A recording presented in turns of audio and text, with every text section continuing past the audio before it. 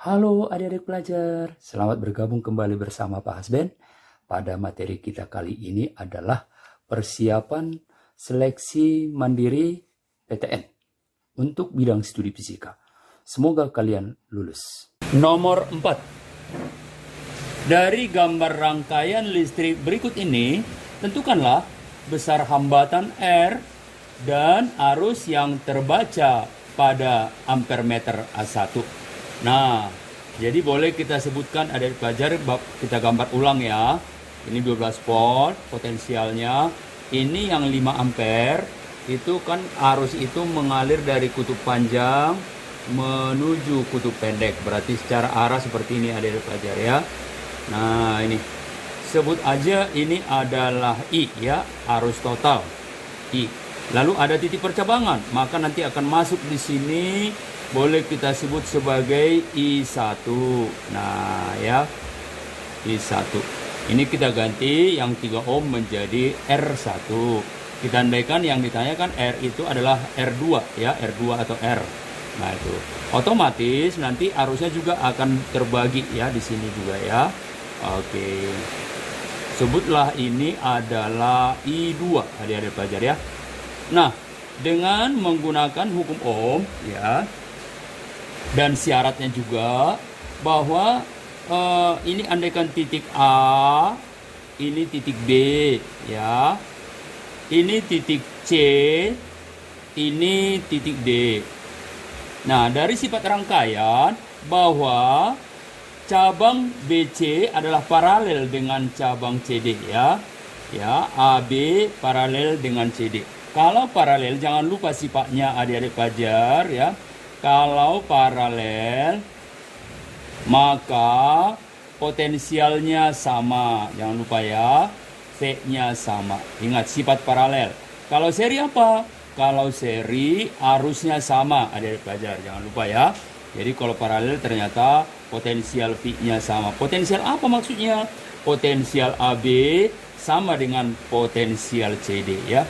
VAB itulah yang kita katakan sebagai potensial di hambatan 1, berarti boleh kita katakan sebagai V1. Potensial CD kita sebut sebagai potensial di hambatan R2, berarti sebagai potensial 2. Jadi V1 potensial di sini sama dengan potensial di sini. Otomatis sama dong dengan potensial di sumbernya. Nah, itu ya. Berarti V1 sama dengan V2 sama dengan V. Nah, itu ya. Nah, otomatis berapa itu adik-adik pelajar? 12 volt ya. Nah, sudah terlihat di gambar adik-adik ya. Berarti 12 volt itulah potensial di setiap cabang ya. Potensial di setiap cabang. Potensial di cabang 1 dengan di cabang 2 adalah sama dengan potensial sumbernya sendiri. Nah, sekarang dengan rumus hukum Ohm, yang pertama kita lihat dulu di lob 1 atau ruang 1 ya, yang ini. Berarti rumusnya apa? V1 sama dengan I1 dikali R1. Ini hukum Ohm, jangan lupa adik-adik pelajar ya. Dikali R1. Nah, V1-nya berapa? 12 volt. Ingat ya, potensial sumber sama dengan potensial 1 sama dengan potensial 2. Itu sifat paralel adik-adik pelajar ya. Berarti 12 sama dengan I1. Nah, belum ada ya. I1 masih kita cari adik-adik pelajar ya. I1 dikali R1. R1 berapa ohm? 3 ohm. Lihat gambar ya. Maka otomatis I1-nya dapat dihitung 12/3 sama dengan 4 ampere. Nah, itu adik pelajar ya. Itu baru I1.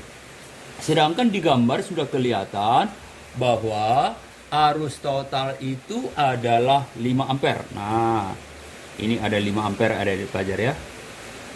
5 ampere arus totalnya atau arus sumber ya. Nah, sedangkan hukum Kirchhoff pertama menyatakan bahwa arus yang masuk pada suatu titik percabangan, titik A kita katakan, akan sama dengan arus yang keluar. Yang masuk apa? Yang masuk kalau kita perhatikan adalah arus total. Kita lihat di gambar, perhatikan ya. Yang keluar itu mana? Tentu I1 dan I2. Oh, berarti arus total sama dengan arus 1 ditambah arus 2 adik-adik pelajar ya. Nah, otomatis I2 menjadi ya. I2 menjadi arus total dikurang I1. Arus total berapa? 5 ya. Arus I1 berapa? 4. Oh, berarti I2-nya sudah terhitung adalah 1 ampere. Nah, ini adik pelajar ya. Baik, langkah terakhir ya. Langkah terakhir kita gunakan loop atau cabang yang kedua ya. Berarti kita gunakan V2. Hukum Ohm menyatakan adalah arus 2 dikali hambatan R2. Nah, itu ya. Lalu V2-nya berapa? Tetap 12 volt. Ingat tadi ya, sifat paralel. 12 volt sama dengan I2-nya 1 dikali R2 adik-adik pelajar. Maka R2 itu tidak lain adalah 12 dibagi 1. Berarti 12 ohm. Nah, ya. Kan pertanyaannya tadi adalah berapakah arus yang terbaca pada ampermeter A1 atau alias I1 ya. Jadi pertanyaannya itu sebetulnya tadi adalah berapakah I1 ya. Berapakah I1 dan berapa pula R2 ya. Nah, ini pertanyaannya dari pelajar. R2 itu sama dengan R. Nah, ini ya. R2 sama dengan R. Oke. Baik ya. Jadi sekarang sudah terjawab bahwa I1 1 ampere, R2-nya 12 volt ya. Berarti kalau kita lihat I1-nya 4 sorry ya. I1-nya 4 ampere, R2-nya 12 volt. 4 ampere dan 12 volt. Ya. Nah, oke adik-adik pelajar, ini sebenarnya tentukan besar hambatan ya. Hambatan 12 ohm. Nah, ini ohm semuanya ya, adik-adik ya. Ini ohm. Ohm, ohm, ohm, ohm, ohm. Oke. Ya. Jadi hambatan R sudah terjawab 12, arus I1-nya 4. Berarti 12 dan 4. Jawabannya Depok ya, D. Nomor 5. Sebatang logam memiliki massa 300 kg digantungkan pada sebuah kawat baja dengan panjang 500 cm. Luas penampang 0,2 cm kuadrat. Jika modulus yang baja 2 kali 10 pangkat 11. 2 kali 10 pangkat 11. Ya, 2 kali 10 pangkat 11 Newton per meter kuadrat dan percepatan gravitasi adalah 10. Tentukanlah pertambahan panjang kawat baja tersebut. Nah, ini berkaitan dengan adik-adik pelajar yaitu modulus yang atau modulus elastisitas yang mana persamaannya E sama dengan ya, E sama dengan gaya tegangan daripada baja ya, yaitu F dikali panjang awal daripada baja, boleh kita sebut sebagai L0, dibagi dengan ya pertambahan panjang daripada kawat baja tersebut dikali luas penampang daripada kawat baja tersebut ya. Jadi kalau kita lihat secara matematis bahwa E sama dengan ya, E sama dengan F dikali LO dibagi delta L dikali A. Nah, ini ya. Ini rumusnya kalau bisa dari pelajar dihafal ya dengan cepat ya. E sama dengan FLO delta L dikali A. Baiklah, kita lihat sekarang data yang ada pada soal. Nah, yang pertama diketahui massa. Lambang massa itu apa? Lambang massa adalah M. Berapa adik-adik pelajar? 300 ya. Massa 300. Boleh kita buat dalam bentuk berpangkat supaya lebih enak nanti hitungannya adik-adik ya. 3 kali 10 pangkat 2 kg. Nah ya. Jadi kalau angka-angka besar atau angka terlalu kecil juga boleh dibuat berpangkat ya. Oke, panjang kawat mula-mula berarti LO. Nah, itu 500 cm diubah menjadi meter. Berarti menjadi 5 meter. Berikutnya, luas penampang area ya, A.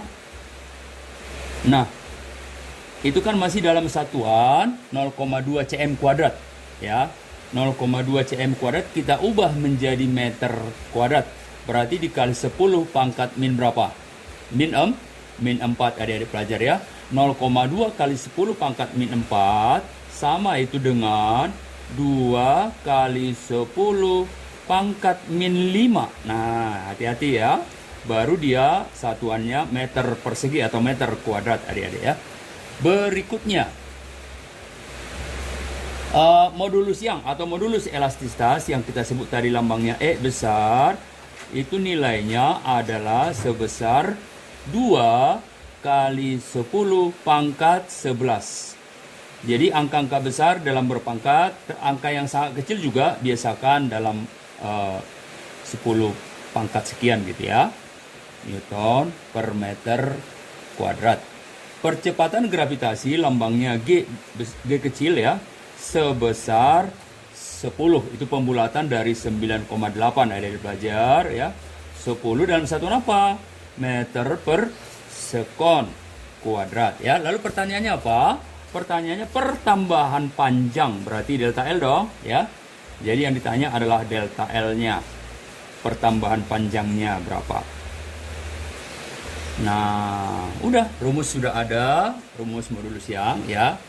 Berarti kalau kita kali silang ini menjadi delta L dikali A dikali E akan sama dengan F dikali LO.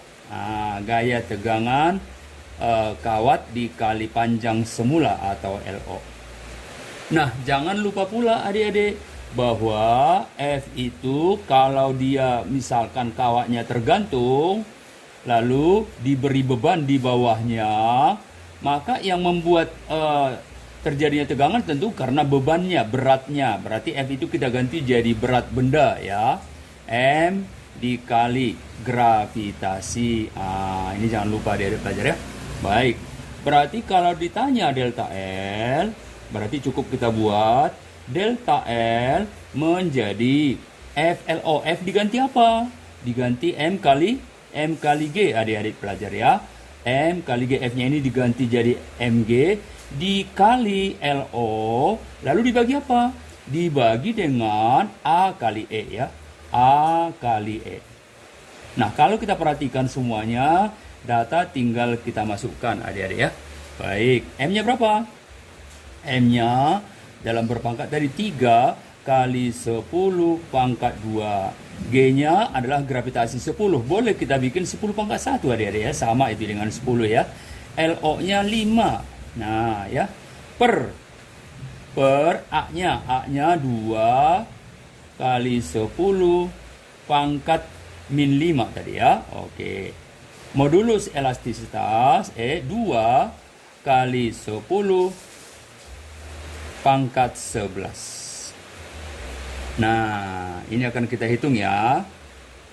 Kalau kita hitung ini secara matematis ya, berarti 15 dibagi 4 ya. Berapa adik-adik pelajar? 15 dibagi 4 yaitu 3,775 ya. 3 itu bilangan utamanya sudah ketahuan 3,75 ya.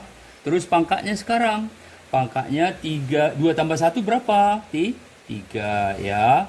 Oke, minus 5 naikin ke atas adik-adik menjadi plus 5. Ingat ya, pangkat naik ke atas berubah tanda. 11 naik ke atas menjadi min 11. Dalam satuan apa ini? Dalam satuan meter ya. Oke, berarti kalau kita selesaikan 3,75 kali 10 pangkat berapa? Yaitu 8 dikurang 11. Berapa adik-adik? 8 dikurang 11 min 3, betul ya? Oke, min 3. Hati-hati dalam meter ya, hati-hati dalam meter. Nah sekarang offsetnya dalam apa? Dalam sentimeter. Dari meter ke sentimeter tentu dikali berapa? Dikali 100 atau 10 pangkat 2. Oh berarti menjadi 3,75 dikali 10 pangkat min 3 supaya jadi sentimeter. Kali berapa tadi? Kali 10 pangkat 2 adik-adik pelajar menjadi cm ya, satuannya berubah menjadi cm. Nah sekarang pangkatnya apa?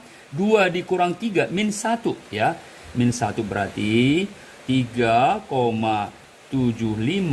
kali 10 pangkat min 1, tapi sudah berubah menjadi sentimeter. Nah kebetulan di offset adanya pangkat minus 2, kita ubah dong, ini menjadi 37,5 adik-adik ya, kali 10 pangkat minus 2 cm ya. Berarti offsetnya apa? Offsetnya adalah D ya. Nomor 6. Balok bermasa 1 kg. Nah ini boleh kita tuliskan datanya ya. Berarti massa balok MB ya, balok itu kita singkat B. 1 kg, 1,0 ya, 1 kg. Terus diam di atas bidang datar licin. Diam itu berarti kecepatan balok pada mulanya adalah 0. Nah gitu ya. Ditembus oleh sebuah peluru. Nah, kita lihat peluru datang dengan kecepatan ya, yaitu kecepatan peluru menembus balok adalah 100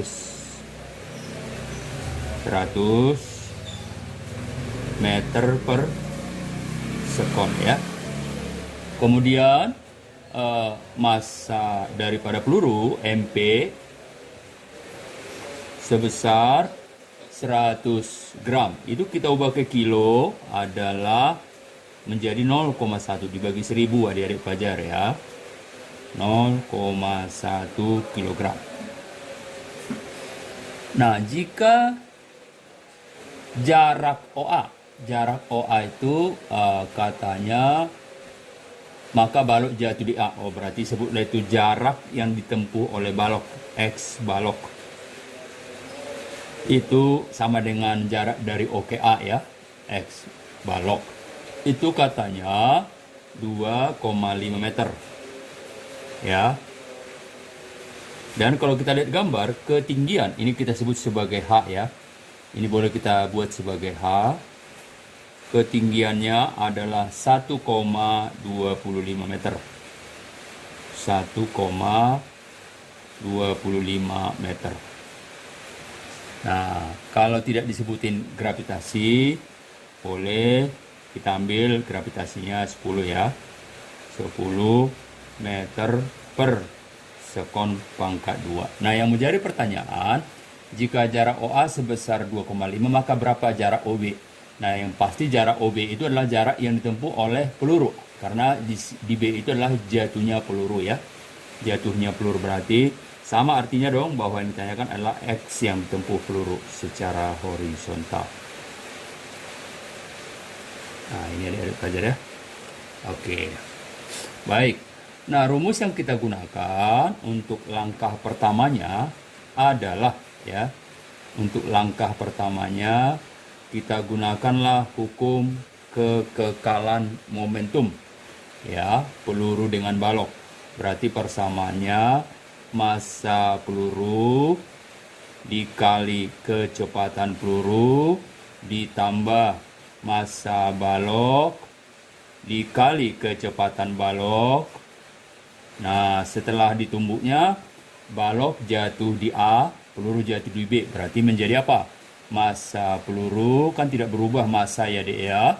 Yang berubah adalah kecepatannya. Ini kita sebut menjadi V peluru aksen ya, kecepatan peluru setelah menembus balok ya, ditambah massa balok. Massa balok tidak berubah ya, massa tidak berubah, yang berubah kecepatan.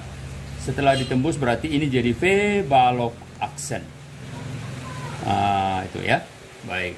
Kalau kita masukkan angkanya adalah massa peluru tadi 0,1 dikali 100. Ditambah massa balok itu 1 dikali kecepatan balok 0. Berarti ini sama dong dengan 0. 1 dikali 0 kan 0 ya. Tambah massa peluru 0,1 dikali V peluru aksen. Ditambah massa baloknya 1 dikali V balok aksen. Nah, itu ada pelajar ya. Berarti secara matematis dapat kita tuliskan ini menjadi 0,1 kali 100 10 ya. 10 sama dengan 0,1 V peluru aksen ditambah 1 V balok aksen. Nah, ini ada pelajar ya. Sebutlah ini sebagai persamaan pertama ya. Lalu persamaan kedua, kita akan gunakan rumus jarak ya. Jarak yang ditempuh balok sama dengan kecepatan balok setelah ditembus peluru, berarti V balok aksen dong, dikali waktu yang dibutuhkan dari jatuhnya balok hingga jatuh di titik A. Berarti itu kita gunakan seperti waktu jatuh bebas ya pelajar ya. Nah, waktu jatuh bebas berarti tinggal kita gunakan apa? Akar dari 2H per G adik pelajar ya. Iya. Akar dari 2H per gravitasi ya. 2H per gravitasi. Nah, kalau kita amati adalah data sudah lengkap semua ini. Maka gunakan ini adalah 2,5 ya. 2,5 sama dengan V balok aksen. V balok aksen akar dari 2 kali H. 2 kali 1,25 berarti 2,5 adik-adik ya. Per gravitasi tadi 10. 2,5 per 10 kan berarti seperempat. Akar seperempat sama dengan setengah adik-adik ya. Iya, jadi ini sama dengan setengah. Nah, otomatis kalau kita lakukan perkalian silang berarti V balok aksen sudah dapat dong menjadi 2 kali 2,5 sama dengan 5 meter per sekon. Nah ya, itu masih V balok aksen. Lalu kalau V balok aksen sudah dapat sebesar itu, maka dapat dong V peluru aksen kita cari adik pelajar. Betul ya, dapat V peluru aksen ya. Nah, berarti V peluru aksen dari sini ya, dari persamaan ini sama dengan 10 dikurang V balok aksen dibagi 0,1 ya. Berarti V peluru setelah menembus balok, itulah V peluru aksen, sama dengan 10 dikurang kecepatan balok aksen dikali 1 berarti 5 ya. Dibagi 0,1 ya, dibagi 0,1. Berarti 5 dibagi 0,1 berapa? 50 adik-adik ya, meter per sekon. Nah, itulah kecepatan peluru setelah menembus balok, berkurang ya dari 100 menjadi 50. Lalu langkah terakhir kita gunakanlah, yaitu bahwa jarak yang ditempuh peluru ya sama konsep persamaannya dengan balok tadi ya. Sama konsep persamaannya dengan balok, yaitu kecepatan peluru aksen, kecepatan setelah ditembus peluru dikali akar dari 2 kali H ketinggian dibagi gravitasi adik-adik pelajar ya. Baik. Nah, kecepatan peluru aksen berapa? 50 ya. Oke. Tadi akar 2H per G hasilnya berapa tadi? 2,5 per 10 seperempat, akar seperempat setengah. Nah, ini dia ya. Maka hasilnya adalah 25 meter. Ya, jawabannya